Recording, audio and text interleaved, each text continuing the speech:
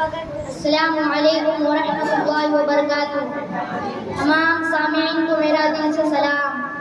آج میں آپ سبھی کے سامنے ایک بہت اہم بات پیش کرنا چاہتا ہوں، اور وہ ہے اسلام میں کامیابی کا اصل راستہ۔ اسلام ہمیں صرف نماز، روزہ اور عبادت ہی نہیں سکھاتا، بلکہ یہ ہمیں محنت، سچائی، صبر، نیکی اور جینے کے ساتھ طریقہ بھی سکھاتا ہے۔ اللہ تعالیٰ قرآن پاک میں فرمایا ہے وَلَيْسَ لِلْإِنسَانِ إِلَّا مَا سَعَىٰ، اور انسان کو وہی ملتا ہے جس کی وہ کوشش کرتی ہے۔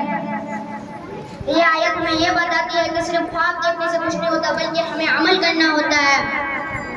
اگر ہم اسکول میں کامیاب ہونا چاہتے ہیں تو ہمیں دل لگا کر پڑھنا ہوگا۔ اگر ہم اچھے مسلمان بننا چاہتے ہیں تو ہمیں سچ بولنا، جھوٹ سے بچنا اور نماز قائم رکھنا ہوگا۔